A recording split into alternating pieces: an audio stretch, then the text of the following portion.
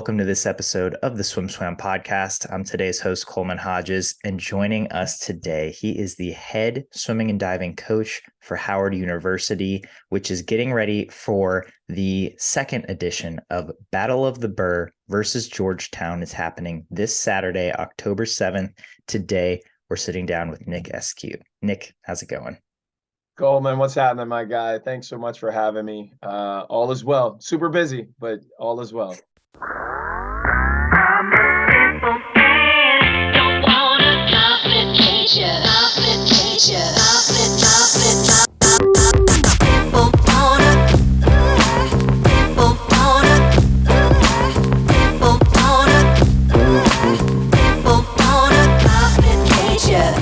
I can imagine. I'm sure you've got a lot going on, especially with just coordinating this meet. I mean, we saw last year that it was a big event and a big production, and I think it had ripple effects in the community. We're going to talk about all that. It certainly had ripple effects for swimming media because we're still talking about it a year later now on the anniversary of the first Battle of the Burr. But it was so unique to swimming, and hopefully it's becoming a little less unique in that people are trying to emulate this and get swimming out there in their own communities. But just to start us off, we got Battle of the Burr #2 coming this Saturday. What can fans expect from this sequel and such a great, I don't know if rivalry is the right word, but such a great battle with crosstown team Georgetown? Yeah, I mean, it's kind of like when you go to your favorite restaurant and you order up your favorite meal. That's what we're going to be able to deliver once again, with a few extras. So we're super excited this year to be able to add to, what we delivered last year because it was so well received, and we think that we know we can duplicate it. Our goal now is to continue to add a little bit more and a little bit more every year, and we're so grateful to have such an amazing partner in this with Georgetown University and Coach Jack over there. Yes, we're going to be competing against each other, and once the national anthem has been sung and the meet starts, we're going to be going head to head and battling for sure. But leading up to this and even afterwards, man, it's nothing but love for Georgetown and that program and what we're looking to do together. And that's really just continue to bring more attention to the sport that we all love so much, as well as Coach Jack coming from Latino heritage, myself being African American, trying to draw more attention to swimming as a life skill to promote it in the community so that those that are underrepresented and under resourced will be encouraged to take up swimming, as well as seeing where that could lead. And if that's a spot on a collegiate team 5, 10, 15 years from now, man, that's just icing on the cake. That's it. Yeah, it's and as you named the Battle of the Burr, you call it a party with a purpose, and obviously it has that purpose. I think one cool thing that I just talked to head coach Jack Levitt yesterday. One cool thing he mentioned is that Howard has honorary coaches on deck of Cullen Jones and Maritza Correia, and Georgetown, I think they just announced this yesterday, will have honorary coaches Kyle Williams and Kamal Carter, the CEO and president of A Long Talk, which is an anti-racism movement, which I think this just speaks to how mindful you all are being with this particular event and how committed you are to this movement and to this goal of promoting your sport and promoting equality within it. Yeah, absolutely. When Jack told me that's who was going to be the honorary coach, man, I was just thrilled because, to have a group of men who are representing such a movement and sitting down and having honest conversations, I think that's incredible. It's a testament to who they are as a program with Georgetown and how they're being led with Coach Jack. And, again, it just adds more to the dynamic of the swimming event, for Battle at the Burr. And that's what we want to do. We want to capture the community. We want to be able to make non-swimmers, people who have never touched the water, whether it be by fear or access, make them encouraged to at least scratch their head and say, what is this about? Let me go and read about it, or let me go and see it in person, and then hopefully be moved to get into the aquatic spaces or have their children into the aquatic spaces. And that's what's super thrilling about it, because I wouldn't say attacking it. I would just say we're just continuing to um, move some of the barriers and some of the challenges that might have been preset in people's minds to encourage them to come out. And the beautiful thing is, man, we're going to have such great competition at the end of the day, and people understand that, whether you know college swimming or not, whether you understand the difference between the freestyle and the butterfly or not, who touches the wall first. And that's going to be really cool to see the crowd super excited, super energized. And again, we're hoping that will capture even more fans to our sport. So in terms of your honorary coaches, I'm from Columbia, Missouri. Uh, there's not a lot of celebrities that come out there, but when I was a kid, there was one swim clinic that happened, and it was Maritza Correia and Rowdy Gaines, and it was one of the coolest experiences I had as a young swimmer to see, real real Olympians come to our small little like outdoor public pool and do a swim clinic. So for your kids to not only get to interact with Maritza and Cullen, but to have them as honorary coaches, I mean, can you speak to what that means to a college swimmer who I think in their heart is still that little swimmer kid who's just looking up to their heroes and chasing their goals? Yeah, I mean, having Maritza and Cullen is just huge, not just for our team, but also for all of the organizations that we're inviting. So we've invited Jack and Jill organizations, we've invited swim teams, we've invited high schools and middle schools. We've invited swim programs that are in the community to come to the meet and be a part of the watch party and in the natatorium. And Cullen's going to bring his medals. Maritza's going to bring her medals. How cool is it to like you said, to be able to look up to them, right? Individuals who have been at the highest level, who have achieved in our sport what is the pinnacle, being an an Olympian, let alone an Olympic medalist in both regards. Maritza has been a big supporter for water advocacy, water safety advocacy, learn to swim programs. She's the ambassador for Swim 1922, which is Sigma Gamma Rho's sororities swim initiative. So when we were thinking about, okay, who can we get in the swim world? There were a great number of people, but who better than Maritza, who's heading the charge for that? And then of course, Cullen, with Speedo being a Speedo ambassador, and both of them working collectively with USA Swimming Foundation, as well as Rowdy, doing so much within that organization to continue to create clinics and camps that they will attend to inspire, our future. So my team is going to be especially blessed to have them on the deck. I'm like, as a coach, I'm just going to step back and be like, hey, go to Coach Cullen, go to Coach Maritza, whatever they say is good with me. I know they're in great hands and are going to get some great feedback, some great interaction. And I feel like, for Maritza and Cullen, they're looking forward to it as well. This is a great opportunity. This is the only space where they're going to be engaged at an HBCU campus. And there is a big initiative to bring back more HBCU swimming and diving programs, because, in the 80s, there were quite a few. There were over 20 HBCUs that had swimming and diving programs. And now Howard University is the only program in the country right now. So it's an amazing opportunity, I think, across the board. And I think everyone is going to feel super, super fulfilled for what we're able to produce this weekend.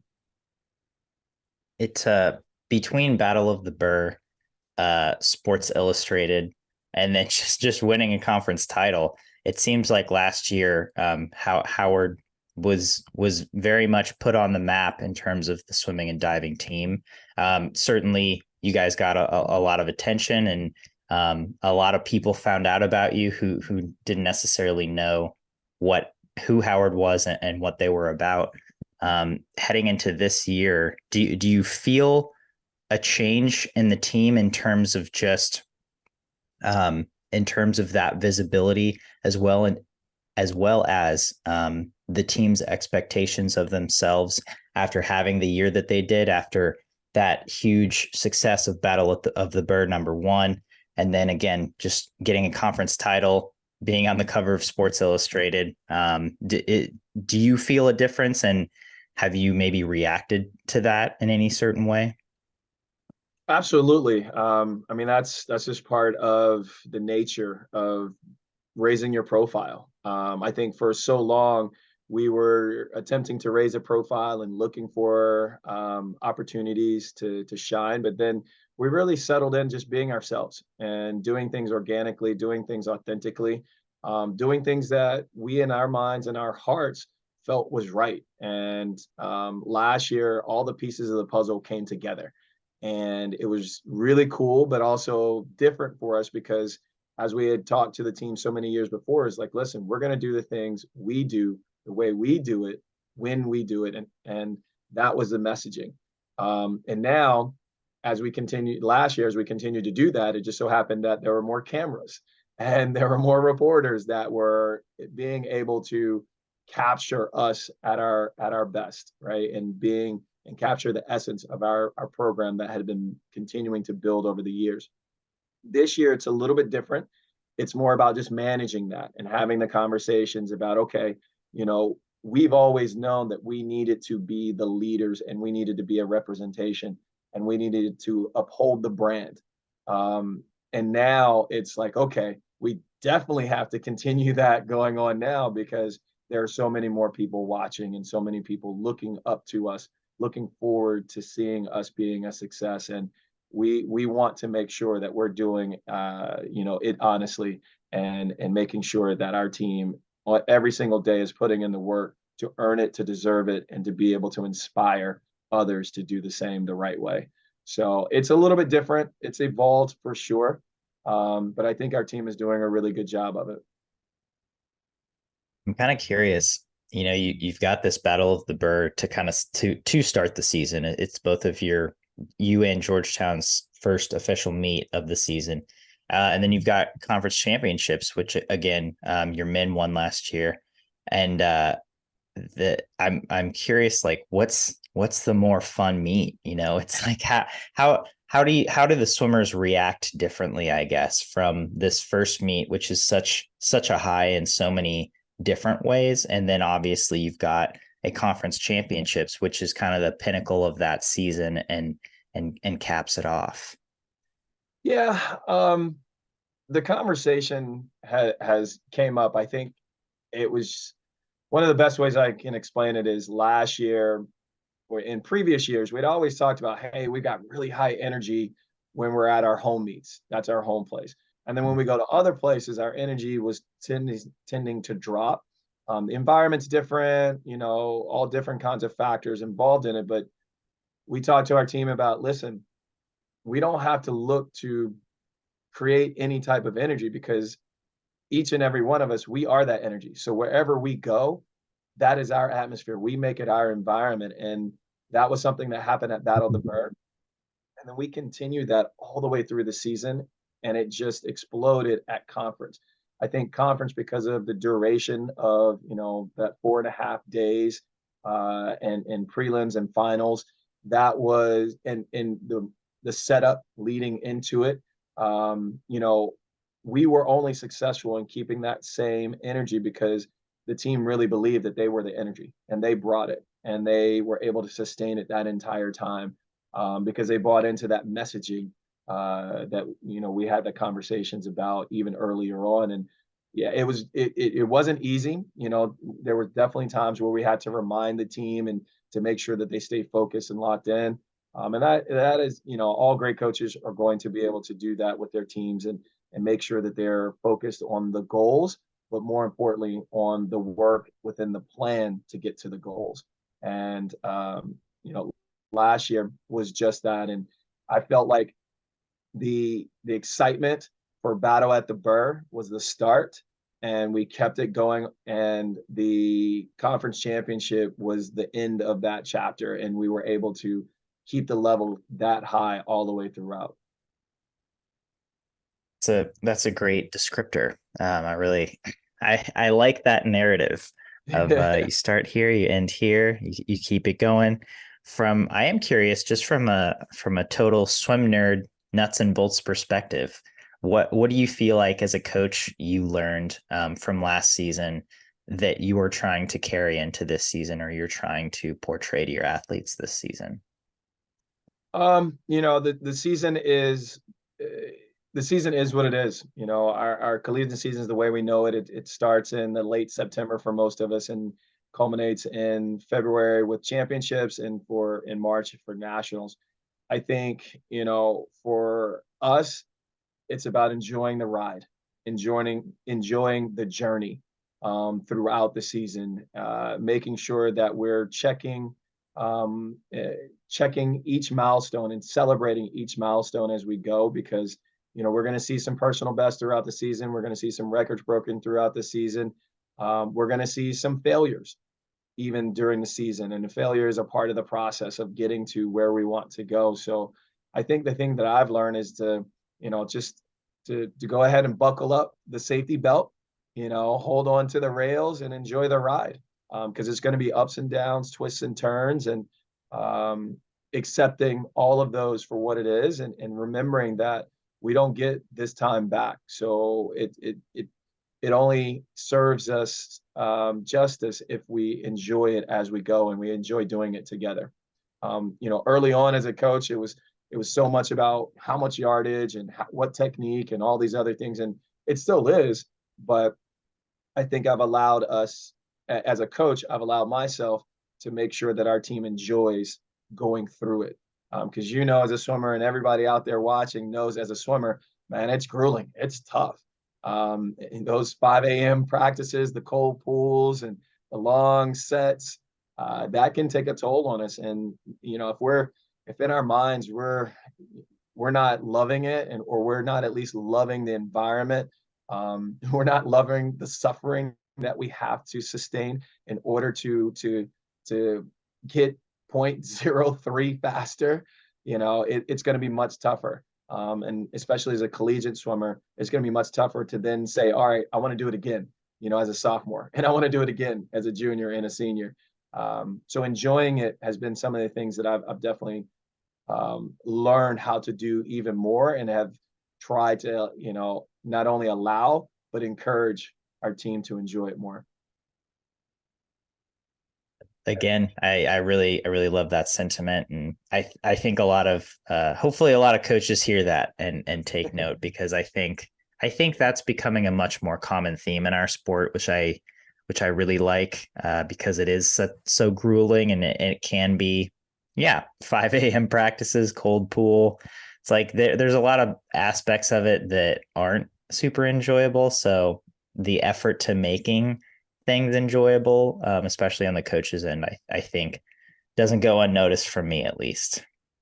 But Nic, thank you as always for taking the time to sit down and chat. It's so great catching up with you and getting excited for this second edition of the Battle of the Burr. To end things here, if you've got anything else, please just shout them out. But I'm curious, what excites you the most about this upcoming meet on Saturday? Oh man, I can't wait to see the crowd. Um, the crowd is like no other, and you mentioned other coaches taking note and other programs taking note. It's been so amazing to see other programs, not duplicating, because every program's got to do it their own way, and it's so amazing to see people enjoying the sport, not just the swimmers and the parents, but also students and faculty members and others. We saw at the UNCW meet, my heart was so happy. We saw at women's NCAA's how they had a on deck DJ for that. That was so cool to see, not just the DJ, but how the crowd was responding, how the swimmers were responding. And that's that enjoyment. That's that excitement. I think it's super cool. So I can't wait to see all of our fans and supporters. and even the Georgetown fans and supporters in the house on Saturday for such a great competition. We're looking forward to we've got 2 different DJs, one in the watch party area, one in the natatorium. We've got special guest commentator Matt Leprino, who's the voice of the Northeast Conference Swimming and Diving. That's going to be super cool. Coach Jack has his honorary coaches. We have our honorary coaches. We've got food, we've got fanfare, we've got giveaways. Something that's really cool is, we're now with Speedo, and Speedo has really stepped up with us to be able to do even more community engagement. So being able to give free swim caps and goggles to community groups, that's going to be amazing. We've also partnered with Mael which is a hair care product company, to be able to give out products again, because especially in our community, the hair is so important, and there's not a lot of products out there for people of color, for their hair care. Even though I'm a bald head black man, I've got 3 little girls with heads full of hair, and I've got team with women who are always looking for products that can help them protect their hair and their hairstyle. So it's going to be amazing, all across the board, and I'm looking forward to Saturday, and looking forward to welcoming Georgetown into the Burr for this next battle.